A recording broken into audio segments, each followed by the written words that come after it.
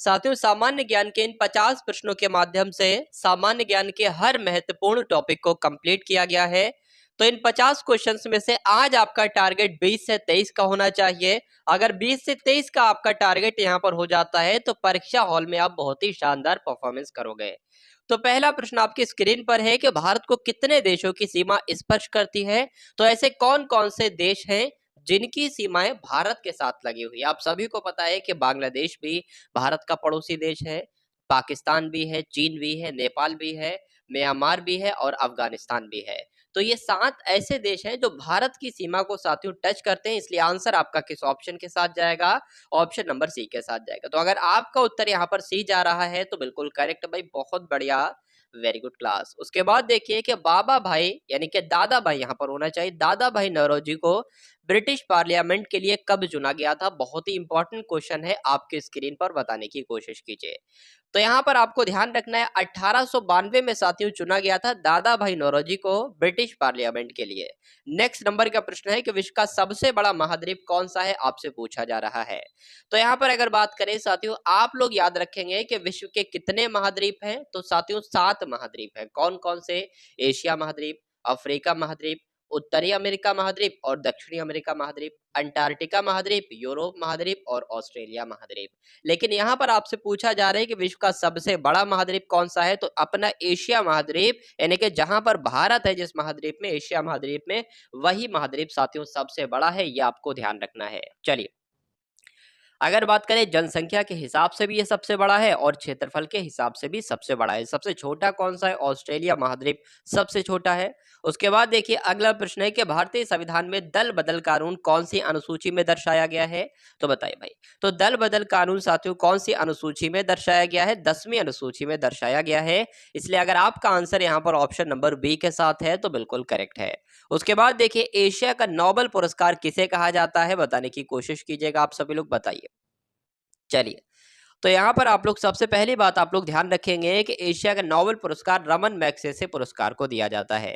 Philippines के जो एक पूर्व राष्ट्रपति थे जिनका नाम था रमन मैग्सेसे, इनकी याद में ही रमन मैग्सेसे पुरस्कार दिया जाता है और इसको ही साथियों एशिया का नोबेल पुरस्कार कहा जाता है। आंसर जिनको ऑप्शन नंबर बी है तो बिल्कुल करेक्ट है। उसके बाद देखिए उत्तर प्रदेश में लॉयन सफारी कहाँ पर स्थित है? कई बार क्वेश्चन में आपको ये करवा चुका हूं। तो लॉयन सफारी साथियों कहां पर स्थित है? उत्तर प्रदेश में स्थित है, पहली बात आपको ध्यान रखना है। अब उत्तर प्रदेश के कहां पर स्थित है? तो उत्तर प्रदेश के इटावा में स्थित है लॉयन सफारी पार्क, आपको ध्यान रखना है। और एक मैं आपको बता दूं कि हाथी सफारी पार्क कहां पर स्थित है? ये भी इटावा में ही स्थित है हाथी सफारी पार्क। अब उसके बाद देखिए कि मौसम संबंधी घटनाएं वायुमंडल की किस परत में होती है? देखिए वायुमंडल की कई सारी परतें हैं, मैं आपको बता दूं। मान लीजिए ये क्या है? ये पृथ्वी है। अब इसके ऊपर एक परत है साथियों शोभ मंडल कहलाती है। उसके ऊपर एक परत है साथियों समताप मंडल कहलाती है। उसके ऊपर एक परत है साथियों वो आपकी मध्यम मंडल कहलाती है। और उसके ऊपर भी एक परत है और उसके ऊपर भी एक परत है साथियों, ठीक है। चौथे नंबर पे आपको ध्यान रखना है साथियों कौन सी परत है? आयन मंडल है। और 5वें नंबर पर बाह्यमंडल है। तो आपसे ये पूछा जा रहा है कि जो मौसम संबंधी घटनाएं है, तो मौसम संबंधी घटनाएं तो साथियों जो पृथ्वी से बिल्कुल लगी हुई परत है, यानी कि सबसे निचली परत जो वायुमंडल की, यहीं पर मौसम संबंधी घटनाएं होंगी। तो ये कौन सी परत मैंने आपको बताई थी? शोभ मंडल बताई थी। इसलिए आंसर आपका जो जाएगा वो ऑप्शन नंबर ए के साथ जाएगा। जस्ट इसके ऊपर वाली परत साथियों समताप मंडल कहलाती है, यानी कि जो समान ताप वाली, यहाँ पर कोई भी किसी प्रकार की मौसम संबंधी घटनाएं नहीं घटित होती हैं। तो जब मौसम संबंधी आंधी तूफान वगैरह इसमें नहीं आते तो इसी में ही वायुयान जो है वो चलाया जाता है। प्रश्न आपसे ये पूछा जाता है कि वायुयान किस परत में चलाया जाता है वायुमंडल की? तो साथियों समताप मंडल परत में वायुयान चलाया जाता है, ये आपको ध्यान रखना है। उसके बाद देखेंगे अगले नंबर का प्रश्न जो कि आपके स्क्रीन पर है, बताने की कोशिश कीजिए कि अटल भूजल योजना हाल ही में सुर्खियों में रही, इसका शुभारंभ कब किया गया? आपसे पूछा जा रहा है, बताने की कोशिश करेंगे। चलिए, तो साथियों 25 दिसंबर 2019 को इसका क्या किया गया? शुभारंभ किया गया, आपको ध्यान रखने। आंसर आपका ऑप्शन नंबर बी के साथ जाएगा। अब उसके बाद देखिए अगले नंबर का प्रश्न है जो कि आपकी स्क्रीन पर है। पूछा जा रहा है कि भारत और चीन को कौन सी रेखा अलग करती है? तो भारत और चीन को तो साथियों मैकमोहन रेखा अलग करती है। आपका आंसर ऑप्शन नंबर बी के साथ जा रहा है जो कि बिल्कुल करेक्ट है। भारत और पाकिस्तान को रेड क्लिफ रेखा अलग करती है और भारत और अफगानिस्तान को डूरंड रेखा अलग करती है, ये आपको ध्यान रखना है। नेक्स्ट नंबर का क्वेश्चन देखिए, गरीबी हटाओ का नारा किस पंचवर्षीय योजना के तहत दिया गया था? तो गरीबी हटाओ का नारा साथियों कौन सी पंचवर्षीय योजना के तहत दिया गया था? पांचवी पंचवर्षीय योजना के तहत दिया गया था, ये आपको ध्यान रखना है। अगर बात करें साथियों, यहाँ पर पहली पंचवर्षीय योजना में किस पर जोर दिया गया था? कृषि पर जोर दिया गया था। और दूसरी पंचवर्षीय योजना में औद्योगिक के विकास पर जोर दिया गया था। ये दो बातें भी आप लोग ध्यान रखेंगे। यूरिया का रासायनिक सूत्र आपसे पूछा जा रहा है, तो यूरिया का रासायनिक सूत्र इसमें से कौन सा हो जाएगा साथियों? मैं आपको बता देता हूं, NH2 हो जाएगा। NH2 हो जाएगा, ब्रैकेट ऑफ हो जाएगा, फिर आपका 2 और ये आपका हो जाएगा। तो इस प्रकार से कहां पर लिखा हुआ नजर आ रहा है? ऑप्शन नंबर बी में लिखा हुआ नजर आ रहा है और यही आपका राइट आंसर। उसके बाद देखिए कि एकमात्र कांग्रेस का अधिवेशन जिसकी अध्यक्षता महात्मा गांधी जी के द्वारा की गई थी। तो परीक्षा में साथियों बहुत बार ये प्रश्न पूछा जा चुका है, वो एकमात्र ऐसा अधिवेशन कौन सा था जिसकी अध्यक्षता महात्मा गांधी ने की थी? तो 1924 में अधिवेशन हुआ था, बेलगांव अधिवेशन, जिसकी अध्यक्षता किसके द्वारा की गई थी? महात्मा गांधी जी के द्वारा की गई थी, ये आपको ध्यान रखना है। उसके बाद देखिए अगले नंबर का प्रश्न के भारत में कुल सड़कों की लंबाई का कितना प्रतिशत राष्ट्रीय राजमार्ग है? बताइए, बहुत कम प्रतिशत है। भारत में जितनी भी सड़कें हैं इसका लगभग 1.7% जो है साथियों ये राष्ट्रीय राजमार्ग है, इसलिए आपका आंसर जो है वो यहाँ पर किसके साथ जाएगा? ऑप्शन नंबर सी के साथ जाएगा। नेक्स्ट नंबर का प्रश्न आपकी स्क्रीन पर पूछा जा रहा है कि भारत की पहली महिला लोकसभा की अध्यक्ष कौन रही थी? चलिए, तो भारत की पहली महिला लोकसभा की अध्यक्ष साथियों कौन रही थी? आपको ध्यान रखना है, श्रीमती मीरा कुमारी रही थी। कौन रही थी? श्रीमती मीरा कुमारी रही थी, जिनका भी आंसर यहाँ पर बी के साथ है, तो बिल्कुल करेक्ट है। उत्तर प्रदेश में पहली वन नीति कब लागू की गई आपसे पूछा जा रहा है, बताने की कोशिश कीजिए, बताइए। तो यूपी में जो पहली वन नीति लागू की गई है 1952 में लागू की गई थी, ये आपको ध्यान रखना है। 1954 की अगर बात करें, एक योजना चलाई गई, चकबंदी योजना। पूछा जाता है कब चलाई गई, तो 1954 में चलाई गई। और 1952 में साथियों कौन सी योजना चलाई गई? योजना नहीं बल्कि किसकी, उत्तर प्रदेश में क्या चीज लाई गई? तो वन नीति लाई गई, ये आपको ध्यान रखना है। चलिए, उसके बाद देखेंगे अगले नंबर का प्रश्न आपकी स्क्रीन पर है कि भारत में सिंचाई का प्रमुख साधन है। तो भारत में सिंचाई साथियों किसके माध्यम से की जाती है?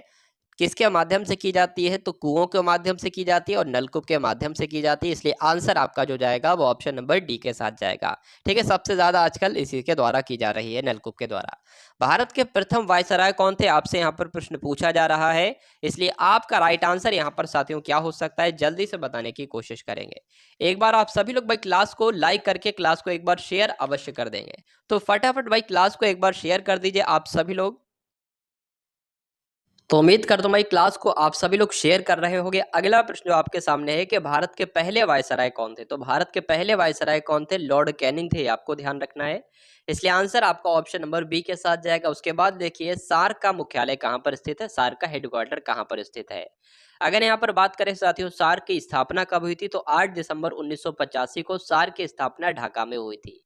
ठीक है, सार्क के अगर मुख्यालय की बात करें तो नेपाल के काठमांडू में सार्क का मुख्यालय है, ये आपको ध्यान रखना है। तो जो लोग भी यहाँ पर ऑप्शन नंबर सी के साथ हैं तो बिल्कुल करेक्ट है। उसके बाद देखिए भारत का पहला राष्ट्रीय उद्यान कौन सा था?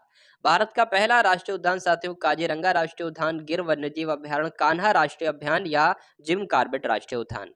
तो यहाँ पर आपको ध्यान रखना है, भारत का पहला राष्ट्रीय उद्यान साथियों 1936 में, जिसको हम लोग क्या किस नाम से जानते थे? हैली नेशनल पार्क के नाम से जानते थे, और अब इसको क्या कहा जाता है? जिम कॉर्बेट राष्ट्रीय उद्यान कहा जाता है। तो जिम कॉर्बेट राष्ट्रीय उद्यान कौन से ऑप्शन में है? ऑप्शन नंबर डी में, इसलिए आंसर आपका ऑप्शन नंबर डी के साथ जाएगा। पूछे ये कहाँ पर स्थित है, तो साथियों ये उत्तराखंड में स्थित है, ये भी आपको ध्यान रखना है। उसके बाद देखिए कि निम्नलिखित में से कौन सा सुमेलित नहीं है? तो कौन सा साथियों इसमें से सुमेलित नहीं है, ये आपसे पूछा जा रहा है, बताइए। चलिए, देखिए यहाँ पर अगर हम लोग बात करें, आपको पहली बात ध्यान रखना है कि कालीघाट मंदिर कहाँ पर है, तो पश्चिम बंगाल में है। गोमतेश्वर मंदिर कहाँ पर है? कर्नाटक में है। बृहदेश्वर मंदिर कहाँ पर है? तमिलनाडु में है। लेकिन अगर बात करें तो अक्षरधाम मंदिर महाराष्ट्र में नहीं है। ये कहाँ पर स्थित है साथियों? ये दिल्ली में स्थित है, ये आपको ध्यान रखना है, इसलिए आंसर आपका अगर ऑप्शन नंबर ए है तो बिल्कुल करेक्ट है। उसके बाद देखिए आटाकामा मरुस्थल कहाँ पर स्थित है? आटाकामा मरुस्थल साथियों कहाँ पर स्थित है? तो दक्षिणी अमेरिका में स्थित है, ये आपको ध्यान रखना है। आंसर आपका इसलिए ऑप्शन नंबर सी के साथ जाएगा, और जिनका आंसर यहाँ पर सी है तो बिल्कुल करेक्ट है भाई, बहुत बढ़िया, वेरी गुड क्लास। उसके बाद देखेंगे अगले नंबर का प्रश्न जो कि आपकी स्क्रीन पर है कि भारत की पहली संपूर्ण जनगणना कब की गई थी? तो यहाँ पर साथियों आपसे ध्यान दीजिएगा, संपूर्ण जनगणना की बात चल रही है, अर्थात नियमित जनगणना की बात चल रही है। तो जो पहली नियमित जनगणना अर्थात संपूर्ण जनगणना हुई थी वो 1881 में हुई थी। किसके कार्यकाल में हुई थी? तो लॉर्ड रिपन के कार्यकाल में हुई थी। ये आपको दो बातें आप लोग ध्यान रखेंगे। उसके अलावा अगर बात करें साथियों, पूछा जाए कि भारत में पहली जनगणना कब की गई थी? तो 1872 में की गई थी। किसके कार्यकाल में की गई थी? तो लॉर्ड मेयो के कार्यकाल में की गई थी। ये चार बातें आपको ध्यान रखना है। उसके बाद देखिए अगले नंबर का प्रश्न कि पानीपत का तीसरा युद्ध मराठा और किसके बीच लड़ा गया था? तो पहली बात आपको ध्यान रखना है कि पानीपत का तीसरा युद्ध लड़ा कब गया था? तो साथियों 1761 में लड़ा गया था और मराठों और अहमद शाह अब्दाली के बीच लड़ा गया था। ये आपको ध्यान रखना है। तो मराठा और अहमद शाह अब्दाली आपका राइट आंसर हो जाएगा। ऑप्शन नंबर डी अगर आपका उत्तर है तो बिल्कुल करेक्ट है। उसके बाद देखिए कांग्रेस के कौन से अधिवेशन में नरम दल और गरम दल के बीच समझौता हुआ? तो कौन सा अधिवेशन था साथियों कांग्रेस का जिसके बीच नरम दल और गरम दल के बीच समझौता हुआ? तो मोस्ट इंपॉर्टेंट क्वेश्चन है साथियों, स्टार लगाकर इस क्वेश्चन को आप लोग राइट करेंगे कहीं ना कहीं या इसको स्टोर करेंगे अपने मस्तिष्क में। अगर बात करें यहाँ पर साथियों कांग्रेस का जो लखनऊ अधिवेशन था, इसमें नरम दल और गरम दल के बीच समझौता हुआ था। ये आपको ध्यान रखना है, जो कि साथियों कब हुआ था? 1916 में हुआ था, 1916 में हुआ था। तो जो लोग भी यहाँ पर हैं ऑप्शन नंबर सी के साथ बिल्कुल करेक्ट है। उत्तर प्रदेश को कुल कितने संभागों में विभाजित किया गया है? अगर साथियों संभाग पूछ लिए जाएं, मंडल पूछ लिए जाएं, सब मंडल पूछ लिए जाएं, तो आपका उत्तर साथियों क्या हो जाना चाहिए? एक ही उत्तर के साथ जाना चाहिए, 18 के साथ। तो उत्तर प्रदेश में कुल कितने संभागों में विभाजित किया गया है? उत्तर प्रदेश में कितने संभाग हैं या उत्तर प्रदेश को कितने कुल संभागों में विभाजित किया गया है? तो 18 संभागों में विभाजित किया गया है। यह बात आपको ध्यान रखना है। तो जिनका भी आंसर यहाँ पर है ऑप्शन नंबर सी के साथ तो बिल्कुल करेक्ट है भाई, बहुत बढ़िया, वेरी गुड क्लास। उसके बाद देखिए कि निम्नलिखित में से कौन सा रोग जीवाणुओं की वजह से नहीं होता है? बताइए। यहाँ पर साथियों आपका राइट आंसर क्या हो सकता है बताने की कोशिश करेंगे आप सभी लोग। काली खांसी, चेचक है, टाइफाइड है या हैजा है? यहाँ पर आपको ध्यान रखना है साथियों, जीवाणु से कौन कौन से रोग होते हैं, ठीक है? जीवाणु से कौन कौन से रोग होते हैं? तो जीवाणु की अगर बात करते हैं, काली खांसी हो जाती है, उसके अलावा टाइफाइड हो जाती है, हैजा हो जाए। लेकिन चेचक की बात करें तो साथियों जीवाणु की वजह से नहीं होता है, ये विषाणु की वजह से होता है। ये आपको ध्यान रखना है। विषाणु को क्या कहा जाता है? सजीव और निर्जीव के बीच की कड़ी कहा जाता है विषाणु को, ये आपको ध्यान रखना है। चलिए, तो जिनका भी आंसर यहाँ पर ऑप्शन नंबर बी के साथ है तो बिल्कुल करेक्ट है। उसके बाद देखिए कि तंबाकू शोध संस्थान कहाँ पर स्थित है? तो कटक में, शिमला में, देहरादून में या राजमुंदरी में? तो साथियों आपको ध्यान रखना है, तंबाकू शोध संस्थान कहाँ पर स्थित है? आंध्र प्रदेश में स्थित है। और आंध्र प्रदेश के कहाँ पर स्थित है? तो आंध्र प्रदेश के देहरादून में स्थित है। इसलिए जिनका भी आंसर यहाँ पर डी है तो बिल्कुल करेक्ट है। उसके बाद देखिए कि निम्नलिखित में से किसकी अध्यक्षता में कांग्रेस के पहले सत्र का आयोजन किया गया था? तो किसकी अध्यक्षता में कांग्रेस के पहले सत्र का आयोजन किया गया था? आपसे यहाँ पर साथियों प्रश्न पूछा जा रहा है और आपको बताना है कि इस क्वेश्चन का राइट आंसर आपका क्या हो सकता है, बताइए। चलिए फटाफट भाई क्लास को आप सभी लोग लाइक कर दीजिए। जिन लोगों ने क्लास को लाइक ना किया हो, जिन लोगों ने क्लास को शेयर ना किया हो, क्लास को एक बार शेयर भी जरूर कर दें। तो किसकी अध्यक्षता में कांग्रेस के पहले सत्र का आयोजन किया गया था? तो कांग्रेस के पहले सत्र का आयोजन साथियों के जो अध्यक्षता किसकी अध्यक्षता में किया गया था? तो व्योमेश चंद्र बनर्जी के द्वारा किया गया था। ये आपको ध्यान रखना है। तो व्योमेश चंद्र बनर्जी कहाँ पर है? ऑप्शन नंबर बी में है। जिनका भी आंसर, जो लोग भी ऑप्शन नंबर बी के साथ हैं, बिल्कुल सही है। निम्नलिखित में से कौन इल्तुतमिश का प्रथम उत्तराधिकारी था? आपसे पूछा जा रहा है। तो अगर बात करें रुकनुद्दीन फिरोज की तो यही साथियों कौन था? इल्तुतमिश का प्रथम उत्तराधिकारी था। आपको ध्यान रखना है, इसलिए आंसर ऑप्शन नंबर ए के साथ। दूसरा गोलमेज सम्मेलन के समय ब्रिटिश भारत के इनमें से कौन वायसराय थे? यानी कि जब दूसरा गोलमेज सम्मेलन हुआ साथियों, गोलमेज सम्मेलन की बात करें तो कब से कब तक हुआ, ये एक बार कमेंट सेक्शन में आप लोग बताइए। अगर दूसरे गोलमेज सम्मेलन की बात करें तो भारत के वायसराय कौन थे? लॉर्ड विलिंगटन थे। ये आपको ध्यान रखना है। इसलिए जिनका भी आंसर यहाँ पर ऑप्शन नंबर ए है तो बिल्कुल करेक्ट है। कई बार बता चुका हूँ, तीनों गोलमेज सम्मेलन साथियों कहाँ पर हुए थे? लंदन में हुए थे। उसके बाद देखिए भारतीय संविधान के अनुच्छेद 36 से 51 तक मुख्य रूप से भारतीय संविधान के किस भाग में दिया गया है? बताइए। चलिए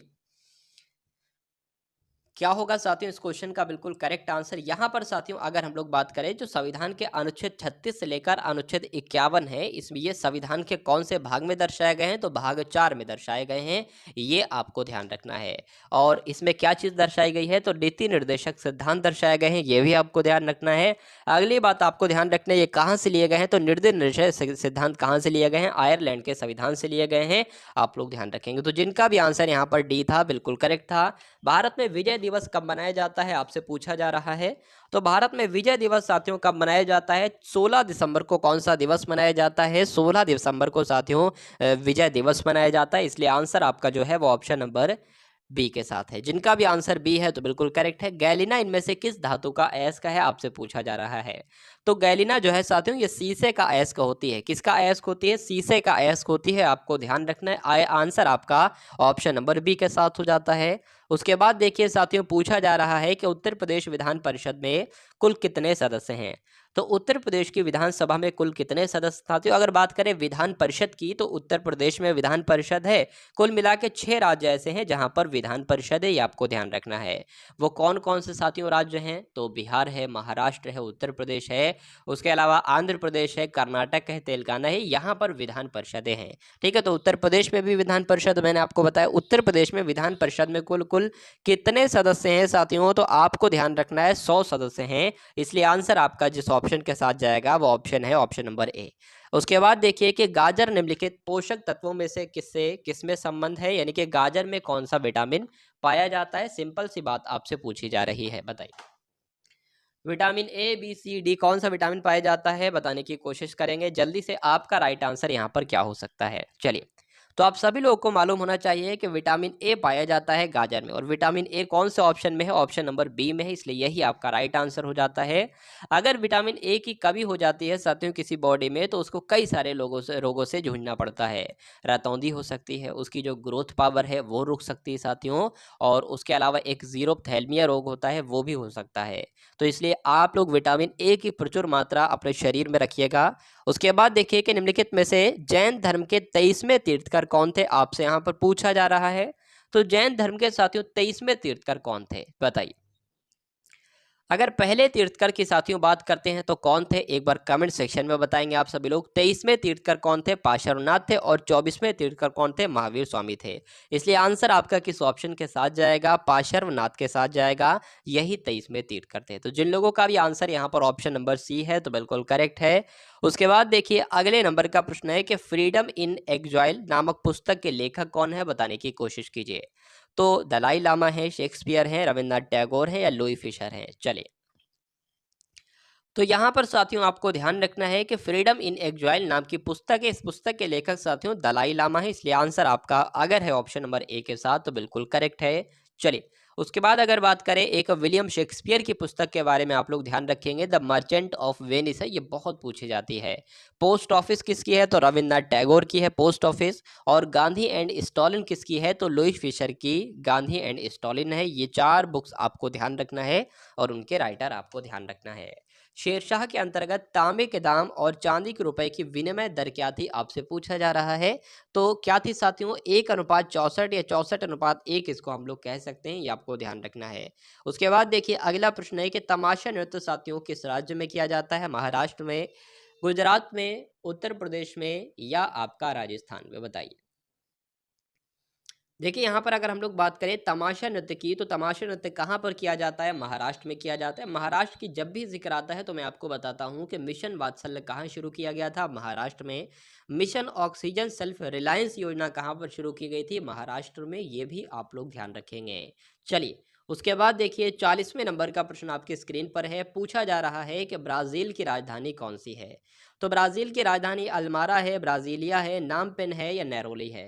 तो ब्राजील की राजधानी साथियों क्या है? ब्राजीलिया है, ये आपको ध्यान रखना है। आंसर आपका ऑप्शन नंबर बी के साथ जा रहा है, तो बिल्कुल करेक्ट जा रहा है। उसके बाद देखिए अगले नंबर का प्रश्न आपकी स्क्रीन पर है। भारत रत्न पुरस्कार पाने वाले पहले संगीतकार के बारे में आपसे पूछा जा रहा है। देखिए भारत रत्न पाने वाले पहले खिलाड़ी कौन थे? तो सचिन तेंदुलकर थे, ये आपको ध्यान रखना है।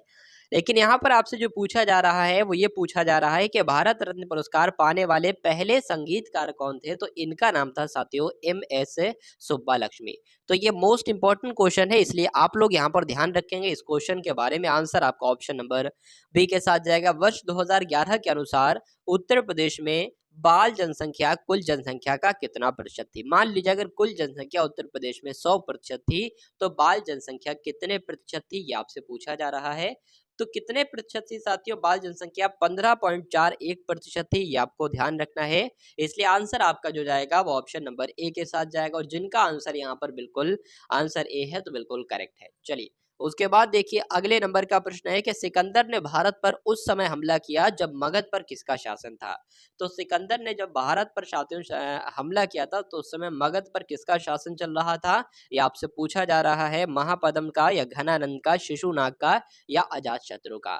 चलिए तो यहाँ पर साथियों राइट आंसर आपका क्या होगा, 326 ईसा पूर्व। आपको ध्यान रखना है 326 ईसा पूर्व में सिकंदर ने सिंधु नदी को पार किया और भारत पर साथियों आक्रमण किया। उस समय भारत पर साथियों किसका शासन था? घनानंद का शासन था, ये आपको ध्यान रखना है। इसलिए आंसर आपका जो जाएगा वो ऑप्शन नंबर बी के साथ जाएगा। बैंड है यानी कि बैक हैंड शब्द किस खेल से जुड़ा हुआ है, किस खेल में इस्तेमाल किया जाता है बैक हैंड शब्द का? तो बैक यानी कि बैड, तो बैड यानी कि बैडमिंटन। तो ट्रिक से आप लोग याद कर लो, बैक हैंड शब्द साथियों बैडमिंटन में इस्तेमाल किया जाता है। अगर यहाँ पर साथियों हम लोग बात करते हैं बेसबॉल के कई सारे पूछे जाते हैं, तो स्ट्राइक कहाँ पर इस्तेमाल किया जाता है? बेसबॉल में स्ट्राइक शब्द का इस्तेमाल किया जाता है, ये आपको ध्यान रखना है। चलिए अब उसके बाद देखिए कि निम्नलिखित में से कौन सा सुमेलित नहीं है, आपसे पूछा जा रहा है इनमें से कौन सा सुमेलित नहीं है बताने की कोशिश कीजिए। तो यहाँ पर यूनेस्को का मुख्यालय तो पेरिस में स्थित है, यूनिसेफ का मुख्यालय तो न्यूयॉर्क में स्थित है, विश्व वन्य जीव संरक्षण कोष का मुख्यालय स्विट्जरलैंड के ग्लांड में स्थित है, लेकिन गैट का मुख्यालय साथियों लंदन में स्थित नहीं है। तो ये कहाँ पर स्थित है? ये साथियों लंदन में स्थित नहीं है, ये पेरिस में स्थित है। तो आपका आंसर साथियों किसके साथ जाएगा? ऑप्शन नंबर डी के साथ जाएगा, ये आपको ध्यान रखना है।